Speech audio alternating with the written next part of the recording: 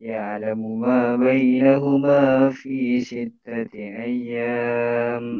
Sudah, Pak. Oke, oke. Luar biasa.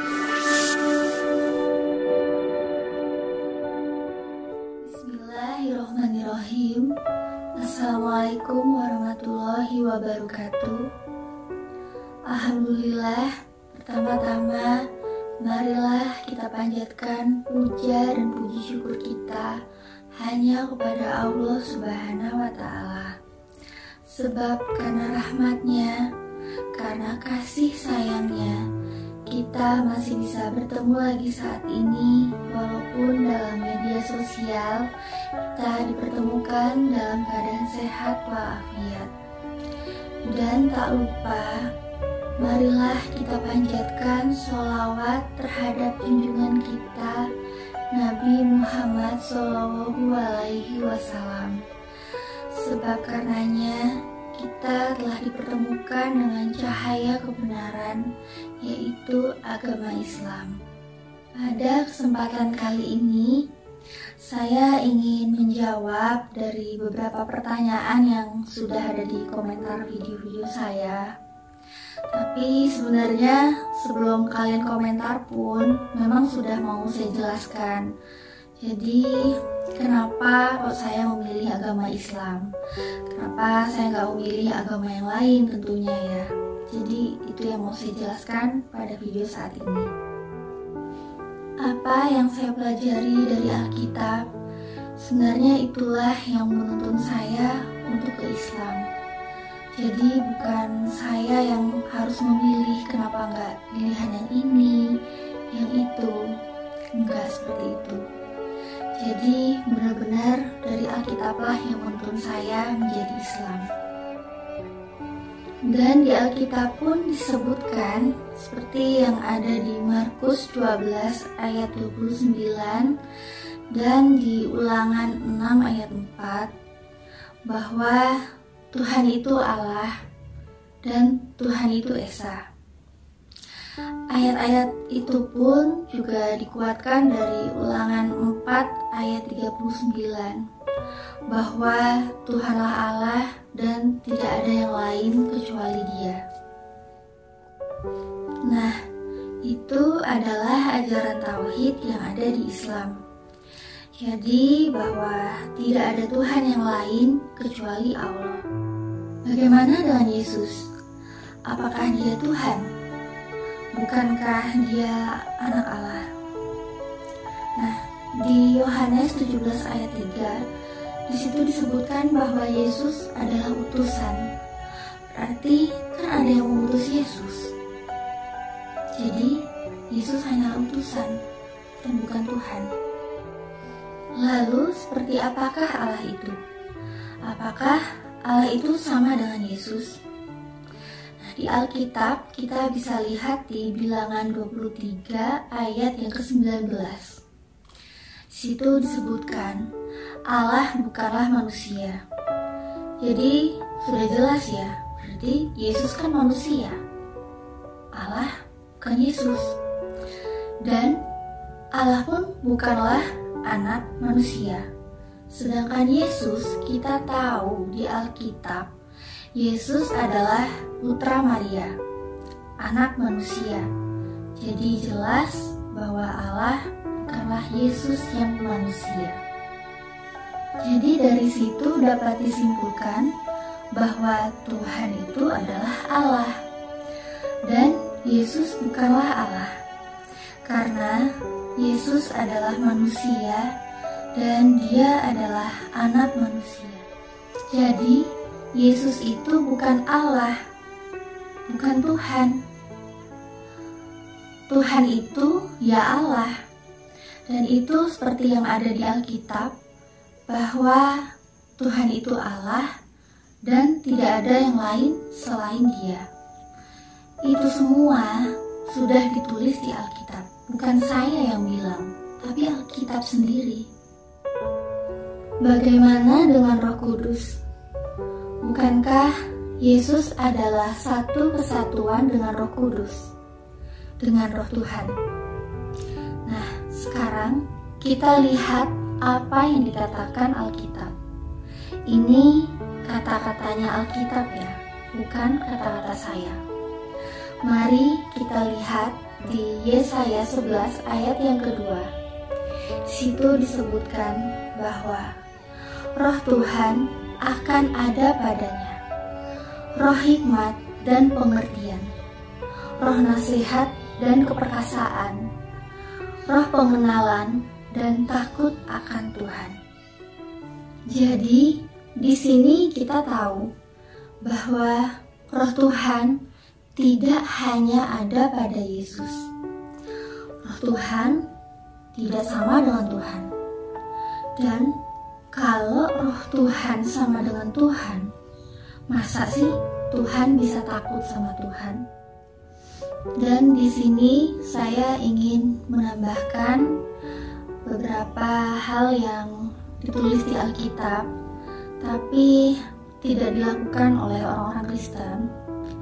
Justru malah mirip dengan yang dilakukan oleh orang-orang Islam. Seperti cara sujud dan berdoa.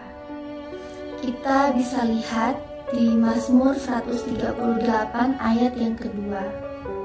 Situ disebutkan bahwa aku hendak sujud ke arah bait-Mu yang kudus dan memuji nama-Mu. Selain itu, kita juga bisa lihat di Mazmur 5 ayat yang ke-8. Tetapi aku berkat kasih setia-Mu yang besar, ku kan masuk ke rumah-Mu, sujud menyembah ke arah bait-Mu yang kudus dengan takut akan Engkau. Nah, di situ ada cara sujud dan berdoa.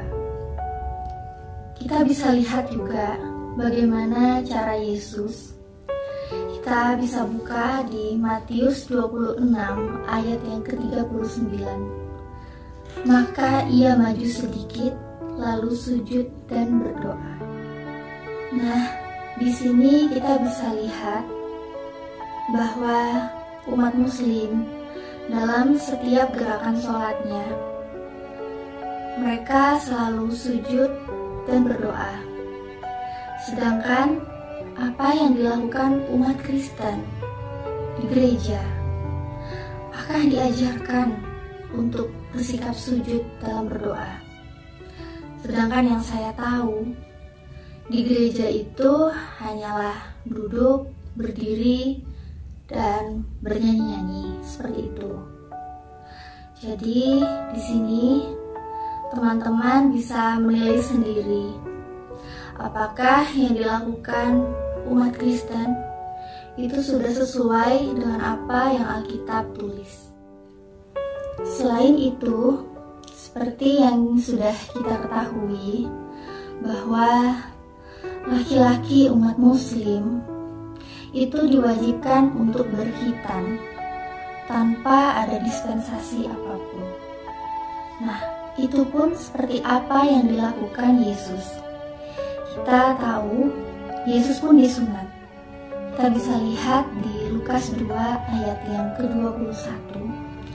Ketika genap 8 hari, ia harus disunatkan. Di sini jelas bahwa seluruh laki-laki Muslim semuanya disunat, sama seperti Yesus. Sedangkan di Kristen, saya nggak yakin semua laki-laki Kristen disunat atau dikhitan. Sekarang, teman-teman bisa nilai sendiri. Siapa yang lebih mengikuti apa yang dilakukan Yesus? Silakan disimpulkan sendiri. Selain itu, kita pun tahu bahwa seluruh umat Muslim jika meninggal, jenazahnya sebelum dikuburkan harus dikafani terlebih dahulu. Nah, kita bisa lihat juga apa yang ditulis di Alkitab, bahwa mayat Yesus pun dikafani. Kita bisa baca di Matius 27 ayat yang ke-59. Yusuf pun mengambil mayat itu, mengkafaninya dengan kain lenan yang putih bersih. Nah, jadi kita tahu bahwa jenazah di Kristen sebelum dimakamkan, mereka pasti didandani dulu, dimakaikan pakaian yang terbaik. Bagi yang wanita diberikan gaun, laki-laki biasanya dikenakan kemeja, jas, lengkap sepatu, bahkan dasi. Tapi apa yang dilakukan oleh umat muslim? Selalu dikafani terlebih dahulu, barulah dikubur. Jadi, di sini siapa yang lebih mengikuti apa yang Alkitab tulis? Satu lagi nih, kita pun tahu bahwa wanita muslimah diwajibkan untuk berhijab. Nah, bagaimana dengan yang ditulis Alkitab? Kita bisa lihat di 1 Korintus 11 ayat yang ke-5 sampai 6. Di situ, setiap perempuan harus menudungi kepalanya. Nah, jangan dibilang menudungi kepala itu kan budaya di sana. Kita harus lihat konteksnya dulu dong. Enggak ya, jangan kayak gitu. Ini yang ditulis di Alkitab, bukan di buku budaya atau apapun itu. Jadi yang namanya Alkitab pasti harus menjadi acuan bagi yang menganggap itu sebagai kitab sucinya. Dari beberapa ayat tadi, itulah yang membuat saya memilih Islam. Dan saya rasa ayat-ayat itu sudah menjawab pertanyaan dari teman-teman, kenapa saya harus memilih Islam dan tidak memilih agama yang lain.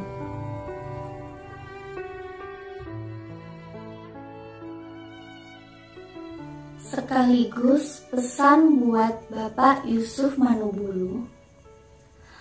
Lain kali, kalau Bapak mau nampilin murtadin, tolong Bapak tanyain dulu deh, murtadinnya itu mau bacain surat apa.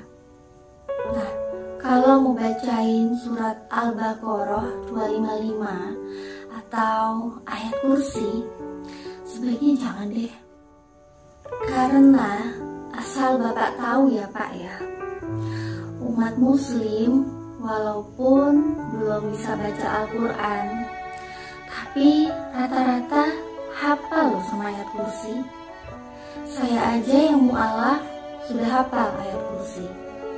Jadi untuk hal itu sangat gampang dikoreksi bagi kita umat muslim.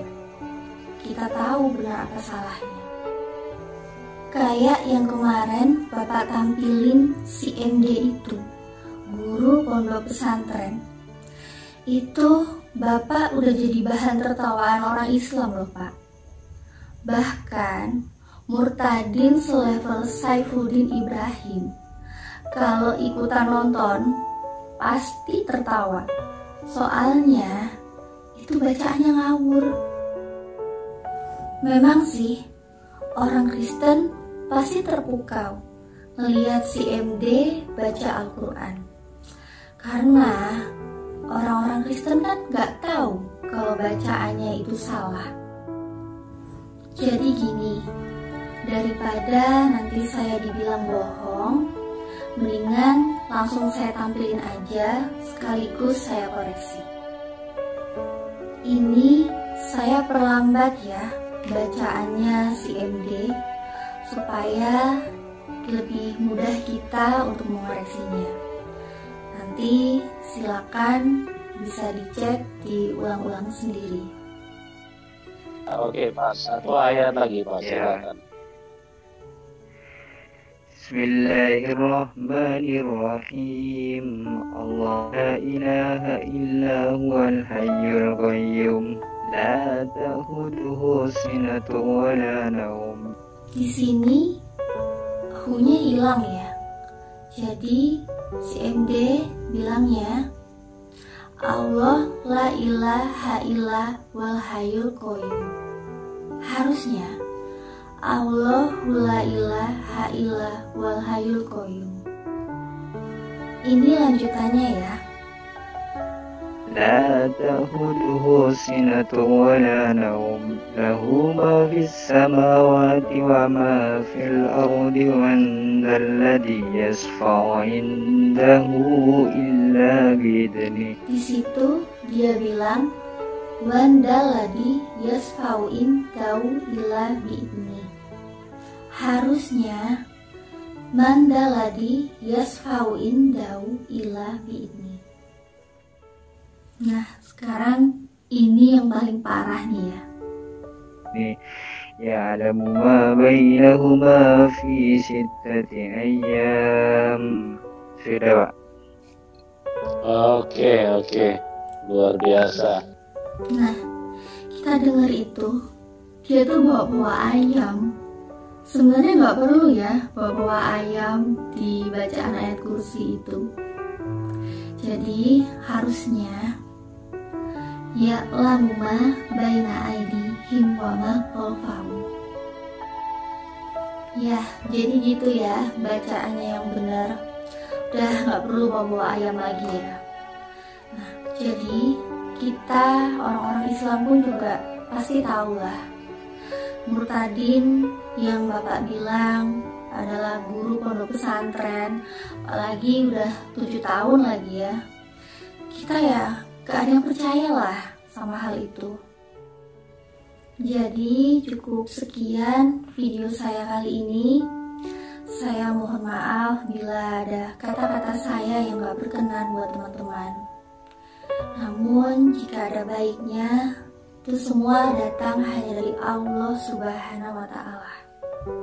Assalamualaikum warahmatullahi wabarakatuh.